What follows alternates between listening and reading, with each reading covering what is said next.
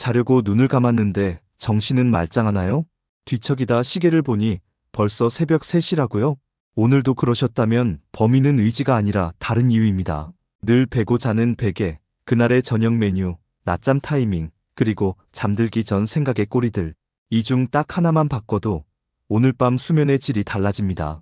지금부터 하나씩 알아보겠습니다. 하나, 낮잠 타이밍과 기상시간, 수면 위생 습관입니다. 첫 번째는 수면 위생 습관입니다. 그 중에서도 낮잠은 잘 쓰면 약이지만 잘못 쓰면 독이 됩니다. 낮잠을 자기 시작한 지 20분이 지나면 뇌는 깊은 잠 단계로 넘어가기 시작합니다. 이때 잠에서 깨어나면 오히려 몸이 더 무거워지는데 이를 수면 관성이라고 부릅니다. 게다가 오후 3시 이후에 자는 낮잠은 밤에 몰려와야 할 졸음을 미리 당겨 쓰는 셈이 됩니다. 그러면 정작 밤에는 졸음이 부족해서 잠들기가 더 어려워집니다. 그래서 낮잠은 낮 12시에서 2시 사이 20분 이내로 제한하는 것이 좋습니다. 낮잠 타이밍이 중요한 순간입니다. 두 번째 습관은 기상시간을 고정해야 하는 것입니다. 전날 늦게 잤더라도 다음날 아침은 같은 시간에 일어나는 것이 생체 리듬 유지에 훨씬 중요합니다. 마지막으로 침대는 오직 잠잘 때만 사용해야 합니다. 침대에서 스마트폰을 보거나 TV를 보면 뇌가 침대를 각성 장소로 인식하게 됩니다. 그러면 막상 자려고 누워도 뇌는 침대를 쉬는 곳이 아니라 활동하는 곳으로 착각합니다. 잠이 안 오면 억지로 누워있지 말고 잠깐 일어나서 조용히 앉아 있다가 졸릴 때 다시 눕는 것도 방법입니다. 매일 같은 순서로 씻고 불을 끄고 눕는 취침 루틴을 만들어두면 몸이 그 순서 자체를 잠드는 신호로 학습하게 됩니다. 방 온도도 생각보다 큰 영향을 줍니다. 너무 덥거나 추운 방에서는 뇌가 체온 조절에 신경 쓰느라 깊은 잠에 들기 어렵습니다. 보통 18도에서 20도 사이가 숙면에 적당한 온도로 알려져 있습니다. 작은 소음이 신경 쓰이신다면 백색 소음이나 귀마개를 활용해 보시는 것도 좋습니다. 하나, 그날의 저녁 식단 혹은 야식입니다. 야식은 무조건 참아야 한다고 알고 계신다면 절반만 맞는 말입니다.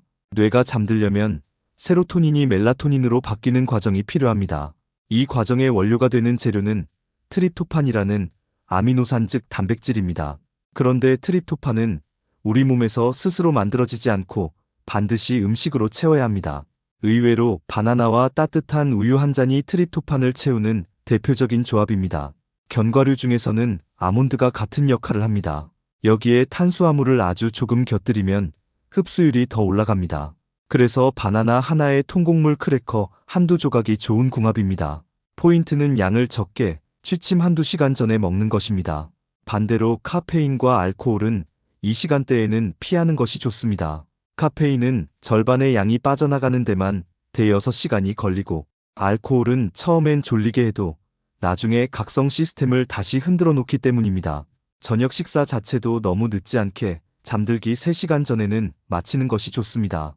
소화가 덜 된 상태로 누우면 위산이 역류하면서 자다가 속이 불편해 깰 수 있습니다. 따뜻한 물 한 잔이나 카페인 없는 허브차도 몸의 긴장을 풀어주는데 도움이 됩니다. 특히 카모마일 차는 오래전부터 진정 효과가 있는 차로 알려져 있습니다. 반대로 맵고 자극적인 음식은 체온을 일시적으로 올려서 잠드는 걸 방해할 수 있으니 저녁엔 피하는 것이 좋습니다. 정리하면 저녁 식사는 담백하게, 야식은 소량의 단백질인 트립토판 음식으로, 카페인과 알코올은 오후 이후 피하는 것이 핵심입니다. 하나, 매일 베고 자는 베개입니다. 어젯밤 여러 번 깼는데 기억이 안 나신다면 범인은 잠버릇이 아니라 베개일 수도 있습니다. 목뼈 각도가 살짝만 틀어져도 뇌는 위험 신호로 받아들입니다. 그러면 뇌는 깊은 잠에서 사람을 순간적으로 얕은 잠으로 끌어올립니다. 이걸 미세각성이라고 부릅니다. 문제는 본인은 전혀 눈치채지 못한다는 것입니다. 하룻밤에 이런 각성이 20번 넘게 일어나기도 합니다.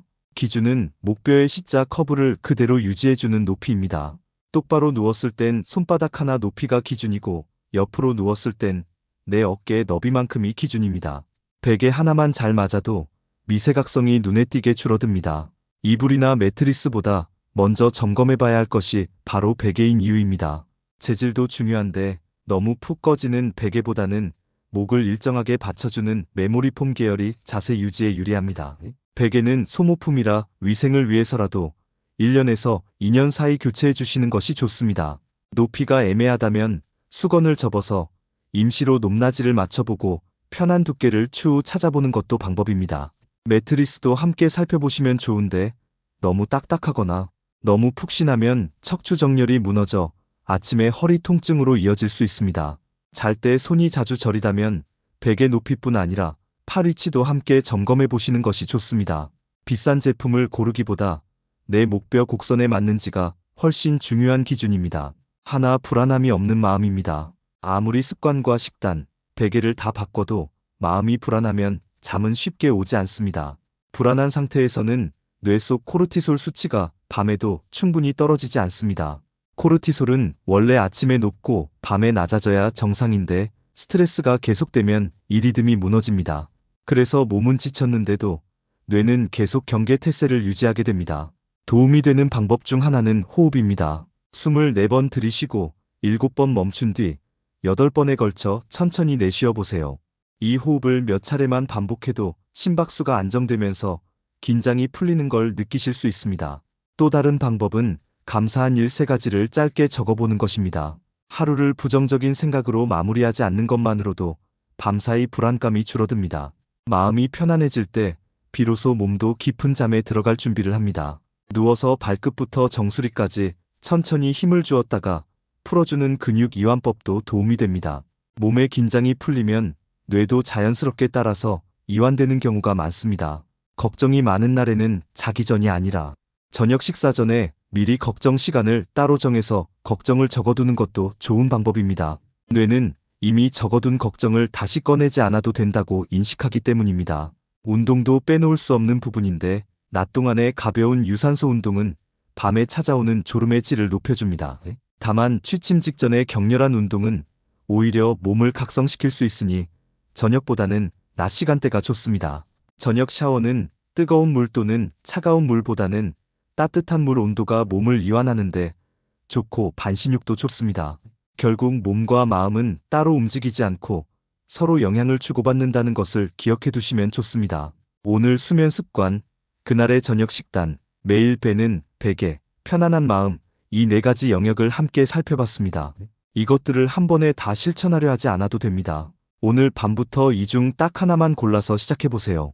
매일의 작은 행동 하나하나가 쌓이면 습관이 되고 어느새 밤이 편안해지는 걸 느끼실 수 있을 겁니다. 기상 시간을 정해 잘 지키고 되도록 낮잠은 오후 늦게 자지 않도록 하며 밤에 배가 고프면 무거운 야식은 피하되 단백질과 소량의 탄수화물을 곁들입니다. 침대는 자는 공간으로만 이용하고 일정한 루틴을 만들어 반복해보세요. 미세각성이 생기지 않도록 나에게 꼭 맞는 높이의 베개도 찾아보세요. 오늘 알려드린 4가지 중 한 가지만이라도 실천해보고 일주일 정도 지켜본 뒤 몸이 어떻게 달라지는지 스스로 확인해보시는 것도 좋은 방법입니다. 구독과 좋아요는 영상을 만드는데 큰 힘이 됩니다. 오늘도 건강 습관 하나